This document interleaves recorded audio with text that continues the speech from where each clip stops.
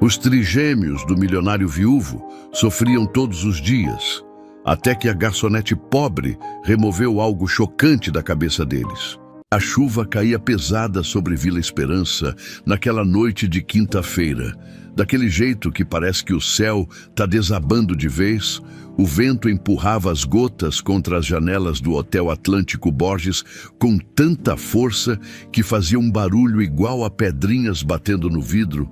Lá dentro, no saguão todo iluminado e cheirando a perfume caro misturado com café fresco, Júlia Martins equilibrava uma bandeja prateada cheia de xícaras vazias enquanto tentava não escorregar no chão de mármore molhado. Os tênis dela, aqueles brancos de lona que já tinham visto dias melhores, estavam encharcados. Ela tinha atravessado correndo o estacionamento dos fundos debaixo daquela chuvarada, porque o guarda-chuva furado que carregava na mochila não servia para nada. Agora, cada passo que dava deixava uma marquinha úmida no carpete bege do corredor do 10º andar, o andar da suíte presidencial. Júlia tinha 28 anos, mas às vezes sentia que carregava o peso de uns 50, vinda da periferia do Jardim Horizonte. Ela conhecia bem o gosto amargo de acordar sem saber se ia ter dinheiro para o aluguel no fim do mês. A mãe em casa, doente, dependendo dos remédios que ela comprava com o salário de garçonete. O pai, bem, esse tinha sumido faz tempo nas bebedeiras e brigas que marcaram a infância dela como cicatriz funda. Mas tinha uma coisa que ninguém conseguia tirar dela: o jeito com criança. Bastava ouvir um choro que o corpo dela já se movia antes mesmo da cabeça pensar. Era instinto puro, desses que vêm lá de dentro do fundo da alma. E foi exatamente por isso que ela parou no meio do corredor. O som vinha de trás da porta entreaberta da sala de brinquedos da suíte presidencial. Não era choro comum de bebê com fome ou sono, era diferente, era desespero cortado, como se as crianças estivessem engasgando no próprio ar. Júlia olhou para a bandeja nas mãos, depois para a porta, sabia que não devia. Funcionários do restaurante não tinham autorização para entrar na suíte, ainda mais sem ser chamado. Mas aquele choro, meu Deus, aquele choro estava arrancando um pedaço dela. Sem pensar duas vezes, empurrou a porta com o ombro. A cena que viu gelou o sangue nas veias. 3 berços brancos, cada um com um bebê pequenininho se contorcendo feito peixe fora d'água: Bento, Caio e Lara. Os trigêmeos do Sr. Renato Borges, o milionário dono do hotel. Ela sabia os nomes, porque todo mundo no hotel comentava sobre os filhinhos do patrão que tinham nascido em meio à tragédia da morte da mãe. Mas o que fez o coração de Júlia disparar foi o que estava na cabecinha de cada um deles: umas faixas pretas e prateadas, tipo tiara, com luzinhas azuis piscando devagarzinho. Os bebês tremiam, mãozinhas fechadas em punho tão apertado que os dedinhos ficavam brancos, as veias da testa saltadas, rostinhos roxos de tanto chorar, e aquelas faixas vibravam. Júlia conseguia ouvir um zumbido agudo, baixinho, quase imperceptível, mas estava ali. Meu Deus, ela murmurou, largando a bandeja no chão com um barulho seco. Aproximou-se do berço de Lara, a menininha mais pequenininha dos 3. Os olhinhos dela estavam quase virando para trás. O choro já estava fraco, sem força, como se ela tivesse desistido de gritar. Júlia esticou a mão trêmula e arrancou a faixa da cabeça da bebê.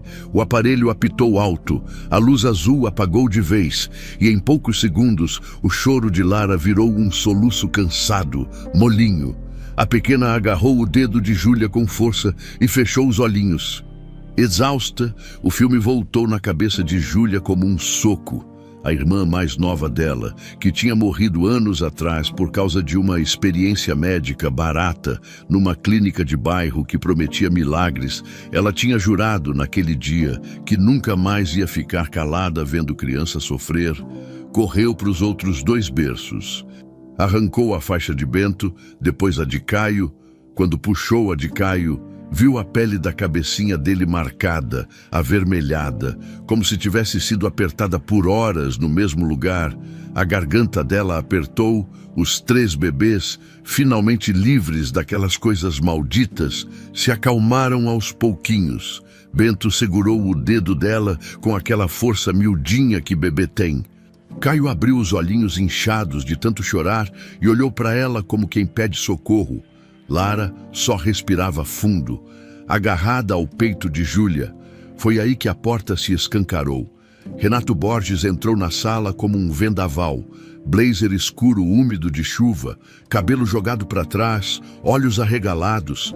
Ele tinha uns 38 anos, mas parecia mais velho, o rosto marcado pelo luto, pela pressão, pelo medo de errar com aqueles 3 seres pequeninos que dependiam dele. A cena que ele viu deixou ele paralisado.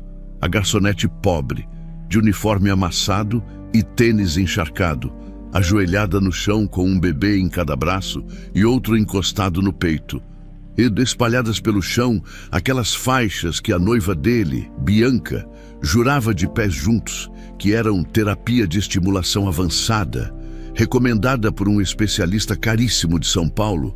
O que você pensa que está fazendo com meus filhos? A voz dele saiu dura, rouca, mais de pânico do que de raiva mesmo. Júlia sentiu o peso daquele olhar, o medo da demissão imediata batendo no peito feito um tambor, mas não soltou os bebês, só conseguiu apontar com o queixo tremendo para as faixas jogadas no chão. Eles estavam sofrendo. Isso aqui está machucando eles, senhor Renato. Antes que ele pudesse responder, uma voz feminina cortou o ar como navalha afiada. O que é que essa garota está fazendo aqui? Bianca Vasconcelos entrou na sala com passos firmes, salto alto batendo no chão, linda como capa de revista, cabelo loiro escorrido, maquiagem perfeita mesmo àquela hora da noite, influenciadora famosa, noiva recente de Renato. Ela sabia exatamente como sorrir para a câmera. Ao mesmo tempo, envenenar qualquer ambiente que entrasse. Ela olhou para Júlia com aquele desprezo gelado que só gente acostumada a mandar tem. Eu disse 1000 vezes que funcionários do restaurante não têm autorização para entrar na suíte. Bianca se virou para o noivo, segurando o braço dele com as unhas feitas. Ah, amor, isso é insubordinação. Você precisa demitir essa garota agora. Ela está atrapalhando o tratamento dos meninos. Júlia levantou devagar, ainda segurando Lara no colo. A bebê se agarrava nela, como se sentisse que estava segura ali. Tratamento. A voz de Júlia saiu baixa, mas firme. A senhora chama de tratamento ver eles gritando desse jeito? Olha a marquinha na cabeça deles. Tá machucado, tá vermelho. Bianca deu uma risada seca, daquelas que não tem graça nenhuma. Agora, além de garçonete, você é médica também. É. Ela olhou para Renato com cara de quem espera apoio total. Você está ouvindo isso? Uma funcionária se metendo na criação dos seus filhos. Como se soubesse mais do que a gente. Renato ficou ali, dividido, os olhos indo de Júlia para os bebês, para os aparelhos no chão, para Bianca. Ele estava perdido, fragilizado demais pelo luto, pelo medo de errar, pela pressão de ser pai sozinho. Júlia... Ele respirou fundo. Volta para o restaurante. A gente esclarece isso amanhã. Era uma ordem, gentil. Mas era. Júlia sentiu as lágrimas queimando, mas não deixou cair.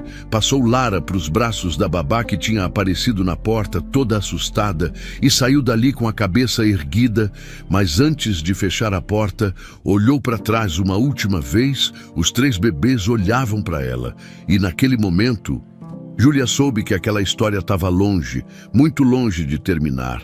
3 meses antes daquela noite de chuva, Júlia Martins tinha chegado ao Hotel Atlântico Borges, quase implorando por uma vaga, qualquer vaga, faxineira, copeira, o que fosse, a gerente de recursos humanos, uma mulher de óculos de grau que olhava para o currículo dela como quem olha para um peixe podre, tinha suspirado fundo. Olha, a gente está precisando de garçonete para o restaurante, mas é trabalho pesado, viu? Turno da noite, fim de semana, feriado. E o salário não é lá essas coisas. Júlia tinha segurado firme a alça da bolsa velha. Eu aceito. Não era questão de querer, era questão de sobreviver. O aluguel da casinha em que ela morava com a mãe no Jardim Horizonte estava atrasado 2 meses. A dona Célia, mãe dela, tinha problema no coração e os remédios caros sumiam do blister num piscar de olhos. Conta de luz cortada, geladeira vazia, vergonha de olhar na cara da vizinha que já tinha emprestado arroz 3 vezes. Júlia conhecia bem o peso da pobreza. Não daquela pobreza romantizada de filme, não. Da pobreza real, que dói no corpo, que envergonha, que tira o sono. O pai dela, seu Valdir, tinha sido um homem bom. Pelo menos é o que ela gostava de acreditar nas poucas memórias borradas da infância. Mas a bebida tinha transformado ele em outra pessoa. Um estranho violento que sumia por dias e voltava para casa só para gritar, quebrar o que via pela frente e apavorar as 2 meninas. A irmã mais nova de Júlia, a Isabela, tinha sido o raio de sol da família. 12 anos, sorriso largo, sonhava em ser bailarina, mas uma febre que não passava levou a mãe desesperada até uma clínica barata no fim da rua. Dessas que promete milagre por R$ 50. O doutor aplicou uma injeção. Isabela teve uma reação alérgica violenta, morreu antes da ambulância chegar. Júlia tinha 17 anos na época, jurou, com a mão na beirada do caixão da irmã, que nunca mais ia ficar calada vendo criança sofrer, nunca mais. Os anos passaram devagar. Ela largou a escola para trabalhar, sustentou a mãe, viu o pai sumir de vez numa noite de bebedeira, trabalhou em padaria, em loja, em lanchonete. Cada trampo era uma luta, cada salário era migalha. Até que conseguiu a vaga no hotel. No começo, foi difícil. Os outros funcionários olhavam meio de lado para ela, com aquele jeito de quem acha que gente pobre não devia estar ali. Mas Júlia era esforçada, chegava antes do horário, nunca reclamava de fazer hora extra, atendia os hóspedes com um sorriso cansado, mas genuíno. Foi numa dessas noites de plantão que ela viu os trigêmeos pela primeira vez. Renato Borges tinha descido para o restaurante com os 3 bebês no carrinho triplo. Aquele carrinho importado que custava mais do que ela ganhava em 6 meses. A babá empurrava. Ele vinha ao lado, de terno escuro, celular na mão, cara de quem não dormia direito fazia tempo. Bento começou a chorar. Aquele choro agudo de bebê pequeno que corta a alma. Júlia, que estava passando com uma bandeja de sobremesas. Parou sem nem perceber, o corpo dela reagiu antes da cabeça, aproximou-se do carrinho, fez uma careta boba, começou a cantar baixinho, uma musiquinha que a mãe cantava para ela quando era pequena. Bento parou de chorar na hora, agarrou o dedo dela com aquela forcinha miudinha e ficou olhando para ela com aqueles olhinhos curiosos. Renato levantou a cabeça do celular surpreso. Obrigado. Ele disse meio sem jeito. Ele estava inconsolável. Júlia sorriu, meio sem graça, e voltou para o trabalho, mas aquilo virou costume.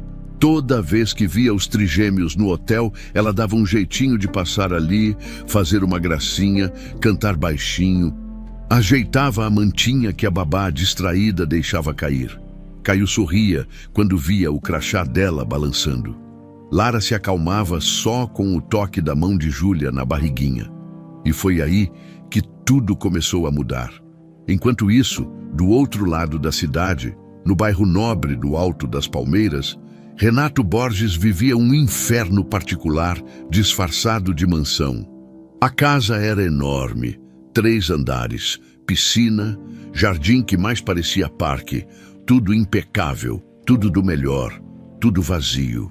Marina, a esposa dele, tinha morrido fazia 6 meses. Complicações no parto dos trigêmeos. Os médicos tinham avisado do risco, mas ela tinha insistido em levar a gravidez adiante. Eu quero esses bebês, Renato. Custe o que custar. Custou a vida dela, Renato não conseguia entrar no quarto que tinha sido deles. As roupas de Marina ainda estavam no closet, o perfume dela ainda estava na penteadeira. Ele dormia no escritório, no sofá, em qualquer lugar que não trouxesse a lembrança dela tão viva, tão dolorida. Os trigêmeos eram a única coisa que mantinha ele de pé, mas ao mesmo tempo eram o peso mais pesado que ele carregava. Como cuidar de 3 bebês sozinho? Como ser pai e mãe ao mesmo tempo? Como não falhar com eles do jeito que sentia que tinha falhado com Marina? Foi nesse estado de desespero que Bianca Vasconcelos entrou na vida dele. Eles tinham se conhecido num evento beneficente, ela, linda, articulada, com aquele jeito de quem sabe exatamente o que falar para cada tipo de pessoa, influenciadora digital famosa, 200 mil seguidores, vivia postando fotos em lugares chiques, dando dicas de estilo de vida, fazendo publi de produto caro. Bianca foi sutil no começo. Uma mensagem aqui, outra ali. Vi sua entrevista, achei incrível sua trajetória. Como estão os bebês? Se precisar de alguma coisa, pode contar comigo. Renato, fragilizado, carente, aceitou a companhia. Ela começou a frequentar a mansão, trazia artigos sobre desenvolvimento infantil, mostrava vídeos de especialistas no Instagram, sugeria produtos, métodos, terapias. Renato, você precisa dar o melhor para os seus filhos, ela dizia com aquele tom de quem se importa de verdade. A Marina ia querer isso, tenho certeza, e ele acreditava, porque queria acreditar, porque estava perdido demais para questionar. O pedido de casamento veio 4 meses depois da morte de Marina, rápido demais. Todo mundo comentou, mas Renato justificava. Os meninos precisam de uma figura materna, eu preciso de ajuda. Bianca aceitou com um sorriso perfeito, foto no Instagram, legenda emocionada. Deus colocou essa família no meu caminho. Prometo cuidar deles como se fossem meus. Os comentários encheram de corações e emojis de choro. Mas por trás da tela, longe das câmeras, Bianca era outra pessoa. Ela não suportava o choro dos bebês. Achava irritante, inconveniente, um atraso para a vida dela. Quando os trigêmeos choravam durante uma live, ela desligava tudo, subia furiosa para o quarto deles e mandava a babá dar um jeito nisso. Foi ela quem trouxe as faixas eletrônicas. Olha isso aqui, amor. Ela mostrou o site no tablet para Renato. Tecnologia de ponta. Estimula o cérebro dos bebês. Melhora o desenvolvimento cognitivo. Tem médico famoso que recomenda. Renato olhou com desconfiança. Parece estranho. Estranho é deixar eles crescerem sem aproveitar todas as oportunidades que a gente pode dar. Bianca rebateu com aquele jeito firme. Você quer o melhor para os seus filhos ou não? Ele cedeu, como sempre cedia. As faixas chegaram numa caixa preta e prateada, com manual em inglês, letras miúdas, aquele visual de coisa high-tech. Bianca colocou nos bebês e programou os horários de uso. No começo, os trigêmeos só estranharam, mas depois começaram a chorar. Muito, demais. É fase, Bianca dizia. Eles vão se acostumar. A babá tentou comentar uma vez que achava que estava machucando. Foi transferida de setor no dia seguinte, ninguém mais ousou questionar. E foi nesse cenário que Júlia, sem saber de nada, continuou seu trabalho no hotel. Entre uma bandeja e outra, ela via os trigêmeos cada vez mais irritadiços, com olheiras fundas, manchinhas vermelhas embaixo daquelas faixas que Bianca insistia em manter. Certa tarde, enquanto recolhia copos na varanda da suíte, Júlia ouviu Bianca no telefone, trancada no closet. Não, doutor, eu não vou diminuir a intensidade. Eles têm que acostumar, nem que chorem. O Renato é um frouxo. Qualquer lágrima ele já quer tirar o aparelho. Mas eu dou um jeito nele. Júlia sentiu um arrepio subir pela espinha. A partir daquele dia, Começou a anotar tudo: horários, reações, detalhes. No caderninho amassado que carregava no bolso do uniforme, ela registrava cada choro, cada marca na pele, cada vez que os bebês pareciam em paz quando as faixas eram desligadas. Não sabia ainda o que ia fazer com aquilo, mas sabia que não podia fingir que não estava vendo. A primeira vez que Júlia percebeu que tinha virado alvo foi numa terça-feira de tarde. 3 semanas depois de começar a anotar as reações dos trigêmeos, ela tinha certeza absoluta de ter registrado a comanda da mesa. 12, 2 cappuccinos, um croissant de chocolate e uma água com gás. Tinha anotado no bloquinho, levado para o balcão, entregue para o barista, procedimento padrão, feito 1000 vezes. Mas quando o gerente, seu Augusto, chamou ela no fim do turno, a comanda não estava em lugar nenhum. Júlia, o cliente da mesa 12, reclamou que esperou 40 minutos e ninguém trouxe o pedido. Ele disse, com aquela cara de quem está cansado de resolver problema: "Cadê a comanda?" Ela revirou o bolso do avental, procurou nas gavetas do balcão, perguntou para o barista: "Nada." "Eu anotei, seu Augusto, juro que anotei." "Então onde está?" Ele suspirou. "Olha, eu sei que você é esforçada, mas não pode acontecer de novo. O hotel tem reputação a zelar." Júlia saiu dali com a sensação estranha de que alguma coisa estava errada. Não era normal comanda sumir assim, do nada. Na semana seguinte aconteceu de novo e depois outra vez, sempre no turno dela, sempre sem explicação. Os outros garçons começaram a olhar de lado. Será que ela está inventando desculpa? Acho que ela não anota mesmo e depois mente. Os sussurros corriam baixinho pelos corredores do restaurante. Júlia apertava o caderninho no bolso e fingia que não ouvia. Mas a coisa piorou. Um copo de cristal importado apareceu quebrado no carrinho de serviço dela. Júlia nem tinha usado aquele carrinho naquele dia, mas a camareira jurou de pés juntos que tinha visto ela empurrando ele pelo corredor. Depois foi a reclamação da hóspede do quarto 804. Atendimento grosseiro, rispidez no tom de voz. Júlia nem lembrava de ter atendido aquela mulher. Mas lá estava o relato por escrito, entregue na recepção, com data e horário certinho.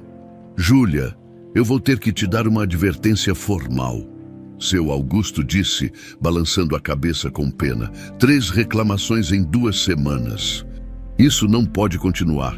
Ela quis gritar que estava sendo armada, que alguma coisa muito errada estava acontecendo. Mas quem ia acreditar nela? Uma garçonete pobre, recém-contratada, contra hóspedes ricos e funcionários antigos. Então ela só abaixou a cabeça e assinou o papel. Foi numa quinta-feira que Júlia encontrou o folheto. Ela estava recolhendo o lixo da suíte presidencial. Tarefa que normalmente não era dela, mas a camareira tinha faltado e sobraram as tarefas extras para ela. Bianca tinha saído para o salão de beleza. Renato estava em reunião. A babá levou os trigêmeos para a consulta pediátrica de rotina. A suíte estava em silêncio. Júlia esvaziava as lixeiras com pressa, querendo sair logo dali antes que alguém aparecesse e arrumasse mais confusão. Foi quando viu, amassado no fundo da lixeira do closet de Bianca, um papel dobrado com letras em inglês e desenhos técnicos. Ela pegou, alisou com cuidado. Era o manual das faixas eletrônicas. Na primeira página, em letras grandes, NeuroSteam Pro, Advanced Cognitive Enhancement System. Júlia não entendia inglês direito, mas conseguia pegar algumas palavras soltas. Development, Stimulation, Frequency. Folheou as páginas tentando entender. No final do folheto, num quadradinho pequeno no rodapé da última página, estava escrito em letras minúsculas: Warning.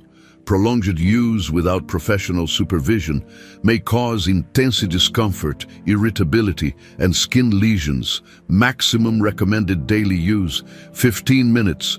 Not suitable for children under 12 months. Júlia não precisou de dicionário para entender skin lesions e 15 minutes. Ela sabia o que via todo dia. Os trigêmeos usando aquilo por horas seguidas, pele marcada, choro desesperado. O coração dela disparou, dobrou o folheto, enfiou no bolso do uniforme e terminou de limpar a suíte com as mãos tremendo. Naquela noite, mostrou discretamente o papel para Luciana, a babá que fazia hora extra com os trigêmeos. Elas estavam na copa dos funcionários, tomando café requentado antes de começar o turno da noite. Luciana, olha isso aqui, Júlia sussurrou, abrindo o folheto na mesa. Diz que não pode usar mais de 15 minutos por dia, e os meninos ficam com isso horas, às vezes o dia inteiro. Luciana olhou para o papel. Empalideceu, depois desviou o olhar rápido. Júlia, não se mete nisso. Como assim não se mete? Eles estão sofrendo. Eu sei. Luciana baixou a voz ainda mais, olhando para os lados para ver se tinha alguém por perto. Eu sei, tá bom. Eu vejo todo dia. Mas aqui quem manda é a Bianca. E quem enfrenta ela some da escala. Mas a gente não pode simplesmente... Júlia, Luciana segurou o braço dela com força. Eu tenho 2 filhos, aluguel atrasado e nenhum outro lugar para trabalhar. Você acha que eu não queria fazer alguma coisa, mas eu não posso. E você também não pode. Esquece isso. Ela levantou e saiu da copa, deixando Júlia sozinha com o folheto na mão e um nó apertado na garganta. Mas esquecer era exatamente o que Júlia não conseguia fazer. A perseguição se intensificou depois que Bianca percebeu que Júlia não ia desistir dos trigêmeos. Toda vez que Júlia passava pela suíte, Bianca estava lá, de braços cruzados, olhar gelado. Toda vez que os bebês sorriam para Júlia, Bianca mandava a babá levar eles para outro cômodo. Essa garçonete não tem que ficar se metendo com as crianças. Bianca falou alto um dia na frente de todo mundo. Ela está aqui para servir comida, não para bancar babá. Júlia sentiu a humilhação queimar no rosto, mas não respondeu.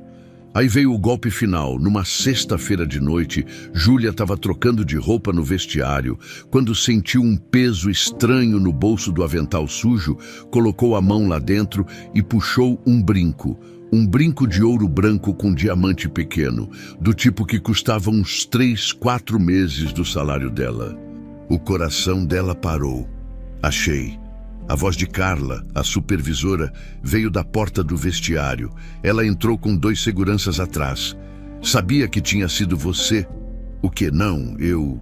Esse brinco é da senhora Bianca. Carla disse, apontando para o brinco na mão de Júlia. Ela estava procurando fazia 2 dias. E agora aparece no seu bolso, como você explica isso? Júlia ficou branca. Alguém colocou isso aí, eu nunca... Claro, Carla revirou os olhos. É sempre assim, né? Nunca é culpa de ninguém. Vem comigo. Agora, a gente vai resolver isso na gerência. Júlia foi levada para os fundos do hotel, para a salinha apertada, onde ficava a gerência administrativa. Seu Augusto estava lá junto com Bianca, que tinha uma cara de vítima tão convincente que até parecia real. Eu não quero acreditar que foi ela, Bianca disse com a voz embargada, segurando um lencinho de papel.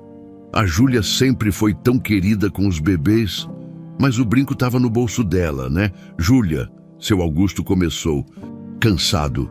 Você entende a gravidade disso? Roubo é crime. A gente pode chamar a polícia. Eu não roubei. Júlia quase gritou, lágrimas de raiva escorrendo.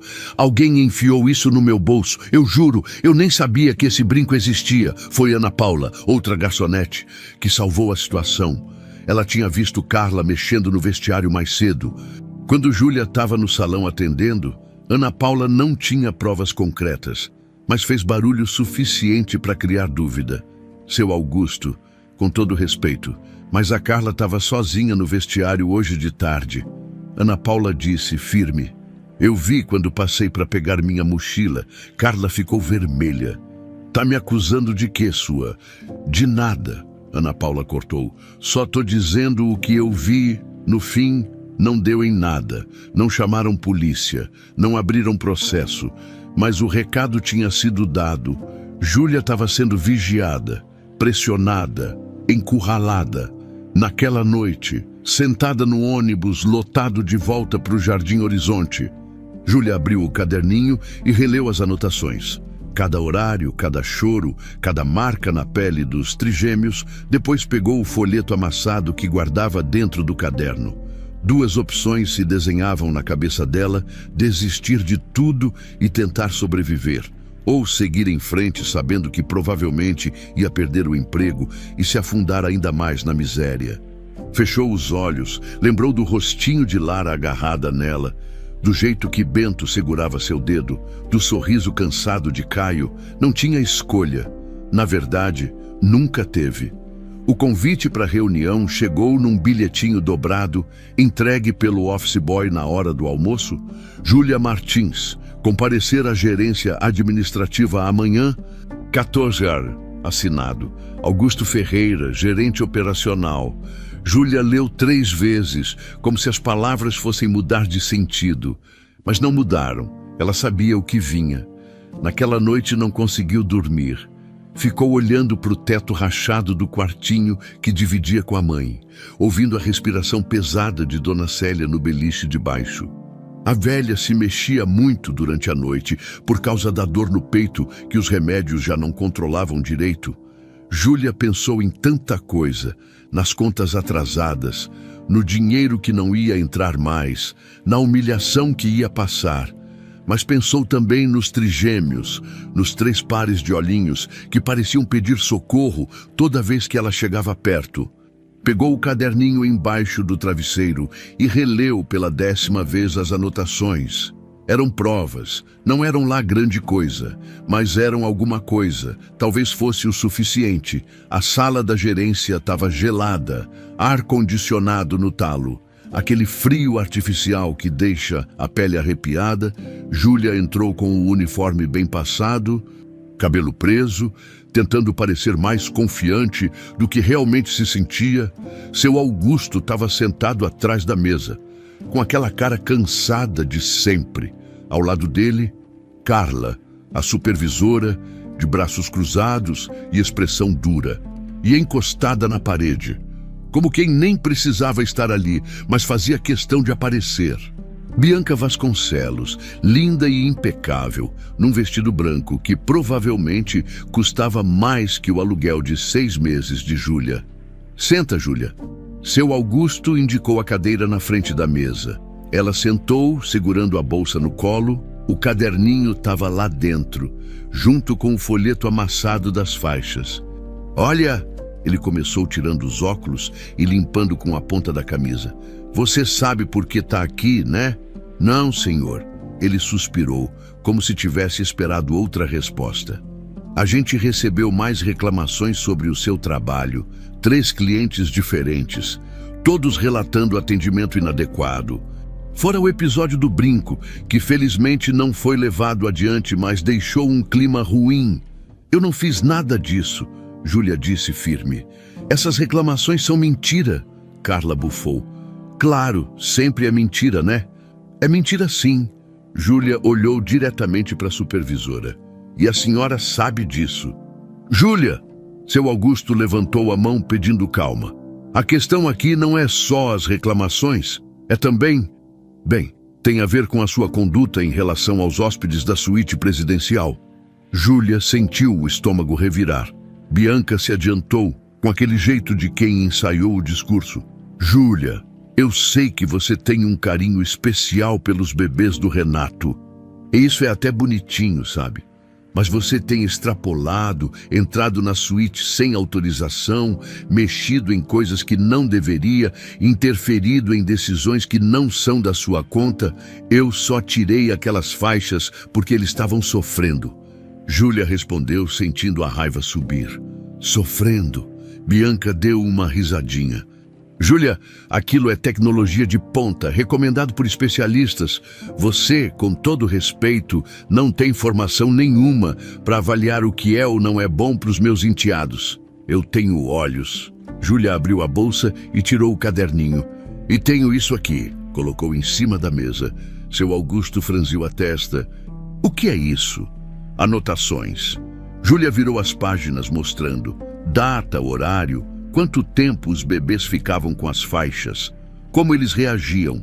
Olha aqui, dia 12, 3 horas seguidas, Os três choraram até ficar sem voz. Dia 15. Bento vomitou depois de 2 horas. Dia 18, Lara tinha marca vermelha na testa. A pele estava em carne viva. Bianca arrancou o caderninho da mesa. Isso é invasão de privacidade. Você está espionando a gente. Eu estou documentando maus tratos. Júlia rebateu, tirando o folheto da bolsa. E tenho isso aqui também. Jogou o papel amassado na mesa. Seu Augusto pegou, começou a ler. Bianca ficou pálida. Cadê que você arranjou isso? No lixo. Júlia apontou para o rodapé da última página. Tá vendo? Diz aqui que não pode usar mais de 15 minutos por dia. E que não é para usar em bebê com menos de 1 ano. Os trigêmeos têm o quê? 8 meses. Isso é um mal-entendido. Bianca gaguejou. O médico que me recomendou disse que... Que médico? Júlia cruzou os braços. Qual o nome dele? Tem receita? Tem acompanhamento? Bianca abriu a boca, fechou, abriu de novo. Pela primeira vez desde que Júlia a conhecia, ela parecia ter perdido o roteiro. Foi aí que a porta se abriu. Renato Borges entrou na sala com passos rápidos, o rosto fechado. Ele tinha recebido uma mensagem de Bianca avisando da reunião e resolveu aparecer. Olhou para Júlia, depois para o caderninho na mesa, depois para as anotações espalhadas. O que está acontecendo aqui? Bianca se recompôs rapidinho, colocando a máscara de volta. Amor, a Júlia está inventando histórias absurdas sobre o tratamento dos meninos. Ela entrou na nossa suíte sem autorização, roubou documentos particulares e agora está acusando a gente de machucar eles. Júlia completou, olhando direto para os olhos de Renato. Senhor Renato, eu sei que o senhor deve pensar que eu sou maluca, que eu sou só uma garçonete pobre se metendo onde não devia. Mas eu vi os seus filhos gritando de dor por causa daquelas faixas. Eu vi as marcas na pele deles e eu não consigo ficar calada. Renato pegou o caderninho, folheou devagar, leu as datas, os horários, as descrições. O rosto dele foi fechando cada vez mais. Renato, isso é ridículo. Bianca tentou pegar o caderno da mão dele, mas ele afastou. Ela está tentando causar problema entre a gente, é óbvio. Óbvio é que meus filhos têm chorado mais do que o normal. Renato disse, baixo. E eu tenho ignorado porque você disse que era fase. E é fase. Então, por que isso aqui diz que não pode usar mais de 15 minutos? Ele apontou para o folheto. E por que você rasgou e jogou no lixo? Bianca ficou vermelha. Eu só... Senhor Borges. Seu Augusto interrompeu desconfortável. Com todo respeito, acho que isso é um assunto familiar. A questão aqui é a conduta da funcionária Júlia, que salvou meus filhos, Renato disse, ainda olhando para o caderninho. É isso que eu tô vendo aqui. Júlia sentiu as lágrimas queimarem, mas segurou. Bianca deu um passo à frente, a voz saindo fina, perigosa. Renato, você vai acreditar nela, numa empregadinha que mal terminou o ensino médio, que veio do nada, que claramente está interessada em... Em que, Bianca? Ele levantou os olhos. E tinha algo diferente ali. Em que ela está interessada? Em me dar golpe? Em roubar meu dinheiro? Ou será que ela só está fazendo o que qualquer pessoa decente faria ao ver 3 bebês sofrendo? O silêncio caiu pesado na sala. Bianca respirou fundo, recompôs a postura. Tá bom, ela disse, pegando a bolsa. Se é assim que você quer, então beleza. Mas eu não vou ficar aqui sendo desrespeitada por uma funcionária qualquer. Você decide, Renato. Ou ela sai, ou eu saio. Júlia fechou os olhos. Sabia qual seria a resposta. Sempre soube. Renato ficou em silêncio por longos segundos. Depois colocou o caderninho na mesa e olhou para Júlia. Júlia, volta para o seu posto. A gente conversa depois. Não era o que ela esperava, mas também não era o que ela queria ouvir. Bianca sorriu, vitoriosa. Ótima decisão, amor. Júlia levantou, pegou a bolsa, olhou mais uma vez para Renato, tentando encontrar alguma coisa naquele olhar, mas ele já tinha virado de costas. Júlia, seu Augusto chamou quando ela estava quase na porta. A partir de amanhã, Você não vai mais trabalhar na ala da suíte presidencial. Você fica no térreo, só restaurante, entendido? Era a punição, sutil, mas clara. Entendido, ela respondeu. E saiu no corredor, encostou na parede e deixou as lágrimas caírem. Não era justo, nada daquilo era justo, mas 3 dias depois, quando chegou para o plantão da manhã, seu nome não estava mais na escala. O crachá dela foi recolhido. A carteira de trabalho foi devolvida com a baixa registrada. Demitida por justa causa, insubordinação e conduta inadequada.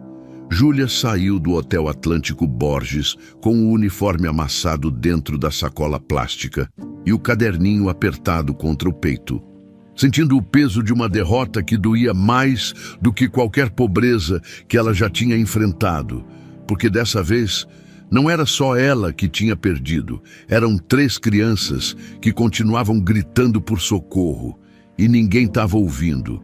O ônibus chacoalhava na estrada esburacada que levava de volta ao Jardim Horizonte. Júlia ia encostada na janela, olhando a cidade passar sem realmente ver nada. A sacola plástica com o uniforme sujo estava no colo, pesada como se carregasse pedra, demitida, justa causa, sem direito a nada. A palavra martelava na cabeça dela como um soco repetido.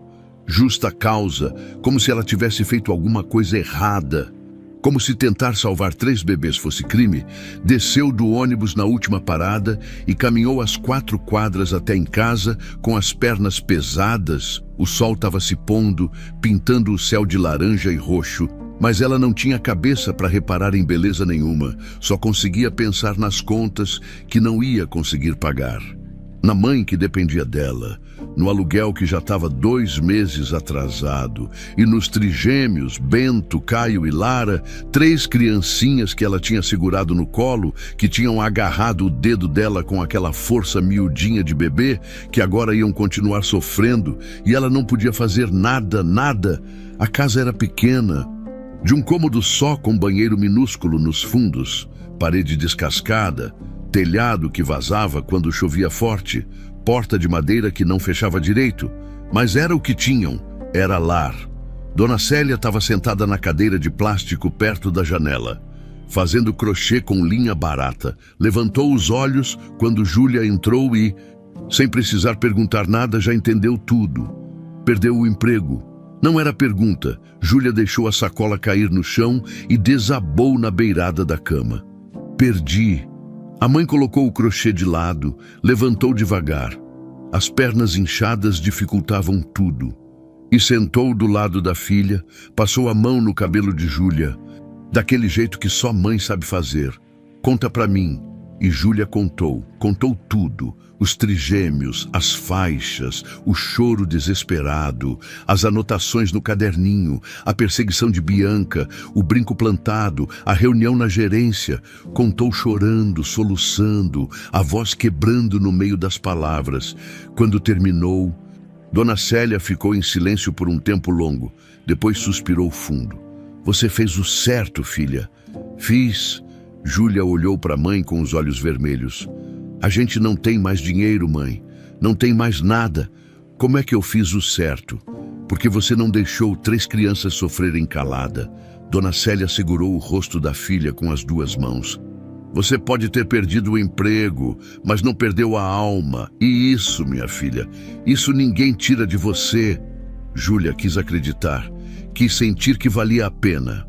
Mas quando olhou em volta e viu a pobreza estampada em cada canto daquela casa, a esperança pareceu coisa de luxo que ela não podia ter. Os dias seguintes foram uma descida para o inferno. Júlia acordava cedo, imprimia currículo na lan house da esquina, saía batendo de porta em porta, padaria, mercadinho, lanchonete, salão de beleza, qualquer coisa servia. Mas sempre tinha a mesma conversa. Você trabalhou no Hotel Atlântico Borges, né? Vi aqui na carteira. Trabalhei sim. E saiu por quê? Silêncio, como explicar sem parecer problemática, como falar de justa causa sem levantar bandeira vermelha. Problemas pessoais. Ela mentia. E via no olhar do entrevistador que não tinham acreditado. Uma semana depois, O dinheiro acabou de vez. O arroz terminou, o feijão também. Júlia cozinhou macarrão sem nada, só com sal, e dividiu com a mãe, fingindo que não estava com fome. Dona Célia comia devagar, em silêncio, com aquela cara de quem sabia exatamente o que a filha estava fazendo, mas não tinha força para brigar. À noite, Júlia olhava para o caderninho em cima da mesinha de centro, aquelas anotações, aquele folheto amassado. Para que tinha servido? Para nada, absolutamente nada. Pensou em jogar fora, rasgar, queimar, esquecer, mas não conseguiu. Porque toda vez que fechava os olhos, via o rostinho de Lara agarrada nela, via Bento segurando o dedo dela, via Caio sorrindo cansado. E doía de um jeito que não tinha remédio. Enquanto isso, do outro lado da cidade, no Hotel Atlântico Borges, as coisas também não iam bem. Os trigêmeos pioraram, visivelmente. Bento tinha desenvolvido uma irritação na pele da testa, bem onde a faixa ficava apertada, chorava sem parar, recusava a mamadeira, cuspia a papinha. Caio estava com olheiras fundas.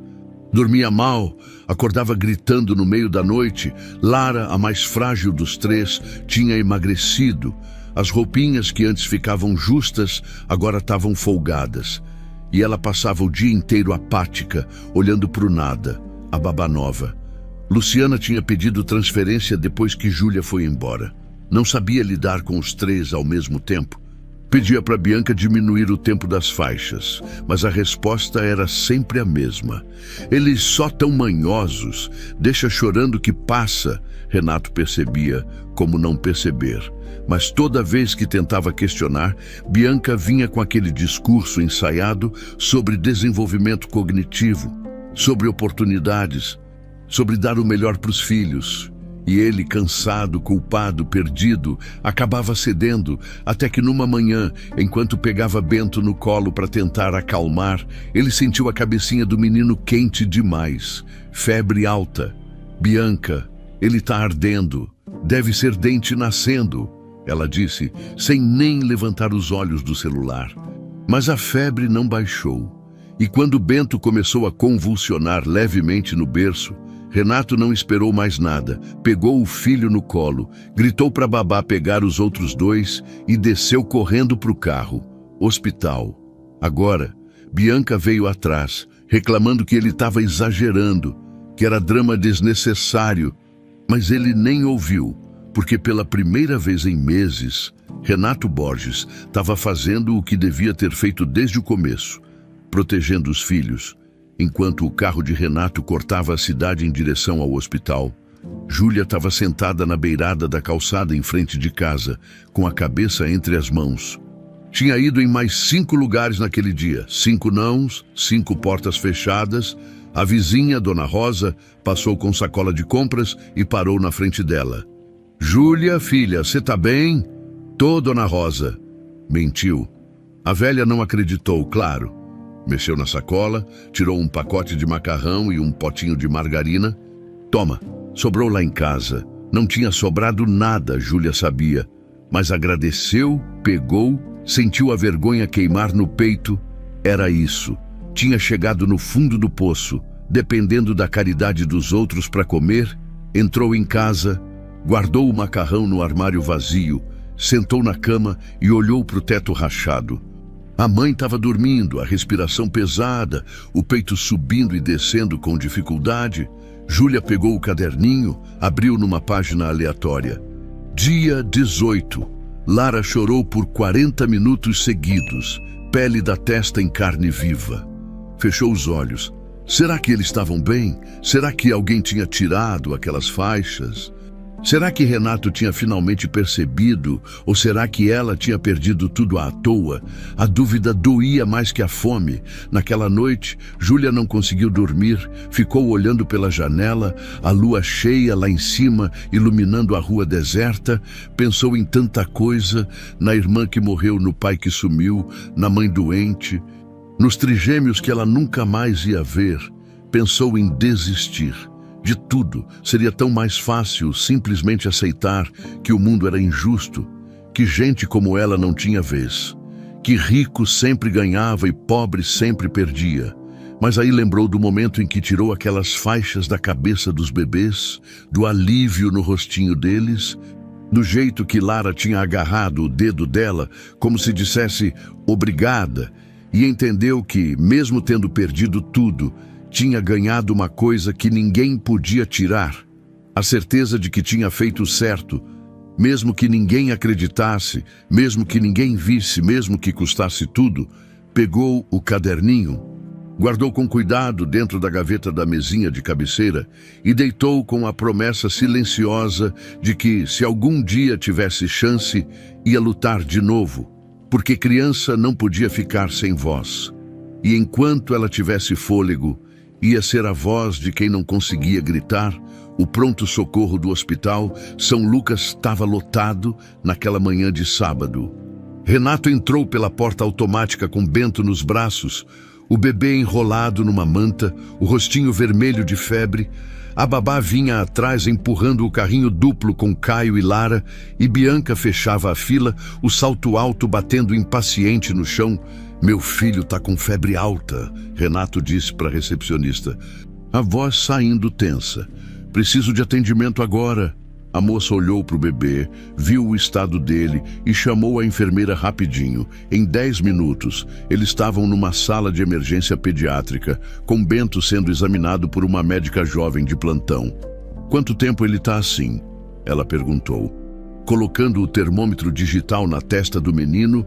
"Desde ontem à noite", Renato respondeu, "mas hoje piorou muito, 39,5. A médica leu o termômetro e franziu a testa. "Vou pedir uns exames, mas primeiro preciso examinar ele direito." Ela tirou a touquinha que cobria a cabeça de Bento e parou. Renato viu a expressão dela mudar. "O que foi?" "Tem uma lesão aqui." Ela apontou para a marca avermelhada na testa do bebê, bem onde a faixa ficava. "Parece irritação de contato."